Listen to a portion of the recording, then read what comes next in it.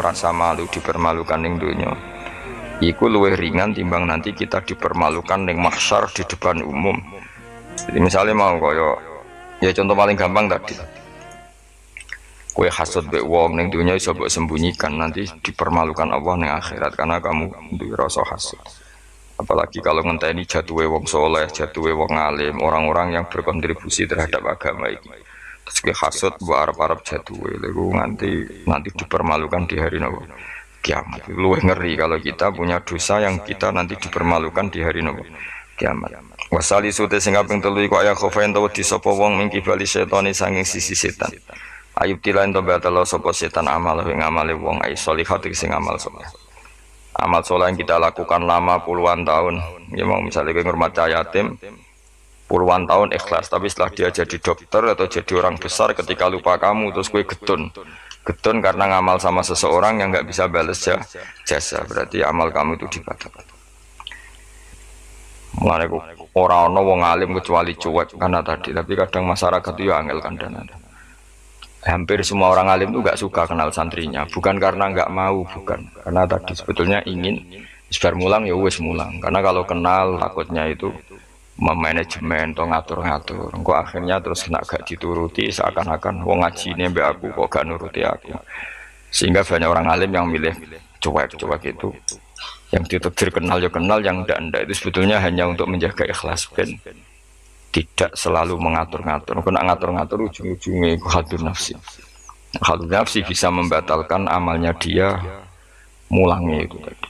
Ya masyhur banyak orang alim yang nggak mau ditemuin muridnya. Bahkan Sufyan Ats-Tsauri itu masyhur. Yang boleh sowan saya harus yang nggak pernah ngaji saya. Yang boleh ketemu saya yang tidak ada urusan ngaji dengan saya. Karena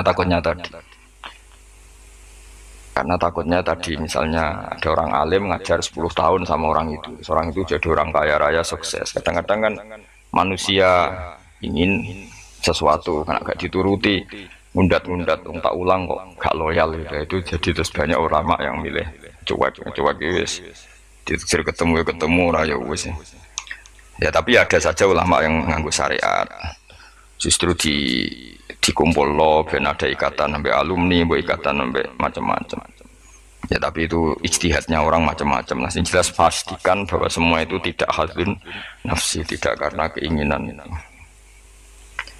Itu memang berat apa ya, aturan-aturan menjaga ikhlas itu berat. Yang jelas saya pastikan nah ono wong gawe perkumpulan grup alumni ngaji itu alumni apa saja asal ndak nafsu gak apa-apa, tapi kalau kira-kira itu nafsu ya tidak usah diteruskan karena nanti takutnya barang yang kita lakoni misalnya kayak pulau Bejengan kan ngaji Jalalain nama saya tentu suka nggak kenal kalau nuruti karena itu lebih aman secara ikhlas, tapi kalau terlalu begitu nanti takutnya nggak ada silaturahim, nggak ada penguatan agama Allah karena nggak ada muasalah, nggak ada sambung menyambung.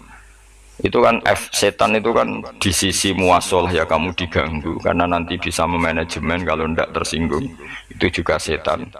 Tapi kalau terlalu tertutup memutuskan diri mungkin selamat ikhlas karena tidak berharap dari mereka. Tapi resikonya ada beberapa santri kita yang nggak pede ngiyai karena nggak sambung dengan kiainya, atau nggak pede ngiyai karena nggak kenal kiai indukannya karena takut hukum raiso dan ilmu pas-pasan. Itu kan repot dan itu harus dikelola secara ikhlas. Saya punya sekian santri yang di Papua di mana-mana, kalau nggak sambung saya nggak berani, takutnya kalau ada pertanyaan hukum dia tidak bisa jawab. Ada orang-orang yang sebaiknya kita tidak sambung karena tipikalnya memang nggak suka sambung, mungkin dia wataknya pemalu atau wataknya tertutup, kita kan tidak pernah tahu-tahu watak ya. Kalau maslahatnya putus ya putus, tapi jangan putus hubungan hati, tapi dia tipikalnya orang yang nggak suka kumpul. Jawa nu isinan. Kan orang itu kan macam-macam. Yang penting semuanya jangan karena hafsun nafsi. Itu eleng-elengnya. Terus makanya Sufyan Ats-Tsauri masyhur, soalnya muridnya muah tenan. Karena dia takut kemudian menuntut haknya sebagai guru. Nah, korek sapa yang terkenal Sayyid Hamzah Az-Zayyad itu dia pernah ada orang sowan, ya Hamzah saya ini punya utang banyak, tolong bilang sama Muhyiddin jenengan yang kaya supaya mensyafaati saya. Jawab Hamzah, Saya minta air putih sama santri saya aja nggak pernah. Menyuruh santri saya supaya melayani saya saja saya tidak pernah. Karena takut itu saya mengkonversi mulang saya menjadi loyalnya santri-santri dan itu menjadikan amal dunia. Itu orang dulu itu macam-macam menjaga ikhlasan sampai se ekstrim itu. Ya tentu tidak semua ulama seperti itu. Ada ulama yang suka ngongkon santri karena biar dapat barokahnya khidmah. Ada ulama yang suka minta tolong santri supaya mereka terbiasa khidmah. Itu kan istihad, yang penting pastikan diri kamu tidak ada hadun nafsi. Itu semuanya motifnya itu nafsu, itu jangan. Karena tadi kalau kamu terlalu tertutup, terlalu terputus, nanti nggak ada kekuatan Islam dalam hal silaturahim.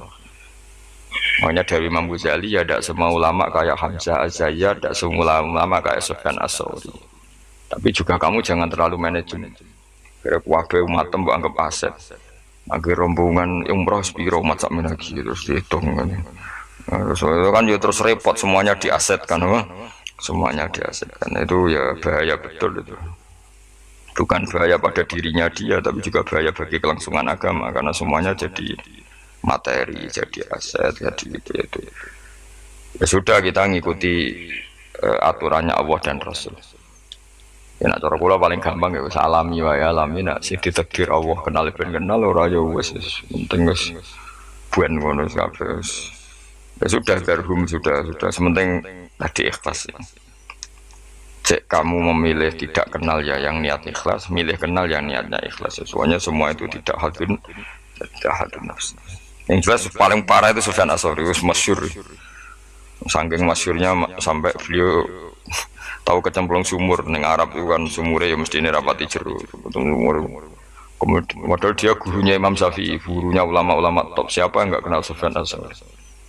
Setiap ada yang menolong, kamu pernah ngaji saya ya pernah. Siapa sih yang kawasan sini yang nggak pernah ngaji jenengan? Semuanya mau ditolong. Mereka khawatir nolongnya mereka itu sebagai imbalan tahu ngaji. Akhirnya orang muridnya sing pinter ya rada kurang ajar tapi pinter. Golek wong bedui sing ora tau ngaji, mergo ditulung sapa ora. Akhirnya orang bedui ya rada jakali. Iku lho wong kecemplung sumur tulu bedui rono. Kamu ngaji ya, ambek kowe ora kenal ngaji-ngaji opo. Aja terus gelem ditulung mbek bedui. Mergo ora tau apa. Berarti wong iku nulung yo ikhlas mergo ngerti ana kecemplung ditulung. Sufyan As-Tsauri ya gak perlu jadi kompensasi. Tahu sampai segitunya untuk paling ekstrim dalam bab itu tuh sebenarnya. Tapi wong ya keramat. Hamzah Az-Zayyad itu termasuk korek sabah dengan diantara kuro sabah ada namanya Hamzah itu ya keramat.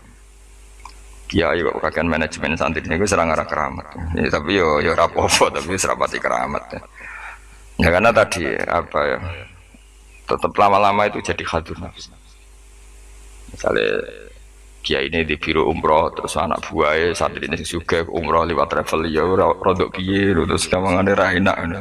Tapi ya tidak salah, tentu ya sah saja karena santri ini ya kurang ajar juga. Karuan kiai ini di biro kok daftar biro liyo kiai ini sama santrinya ya kacau juga. Tapi kiai ini terlalu berharap ya kacau juga. Yang sing selamat sopo, sing karuan raklar umroh itu malah selamat.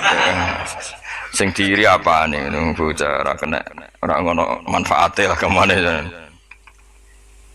ya tapi memang jangan berlebihan karena tadi ketika ada kiai tidak mau bikin biro umroh kemudian yang bikin orang fasik atau orang lain kita ya kedosan karena nyugeno wong nopo fasik. Tapi ketika kamu bikin terus sampai tomak neng santri-santrimu sendiri juga bisa fasik karena terlalu memanajemen santri. Ya itu memang hidup juga gampang. Tapi yang jelas yang nggak bikin pun potensi dosanya tinggi karena tadi semua orang soleh tidak bikin, alasannya jago ikhlas, kemudian yang bikin wong fasik. Akhirnya komunitas ibadah umroh hanya dinikmati wong-wong nopo fasik karena mereka bisa bisnis secara baik.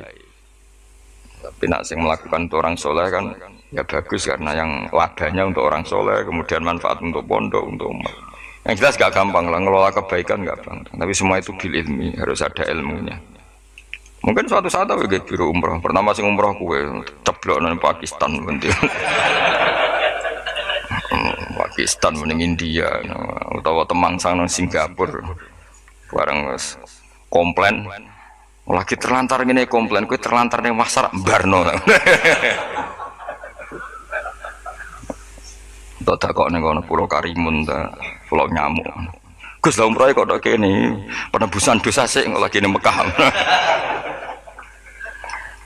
Nah, nak gelem ya tak gawe saiki. Dak kok puluh nyamuk sik engko apa. Bar istighfar cokoti nyamuk dosa ilang.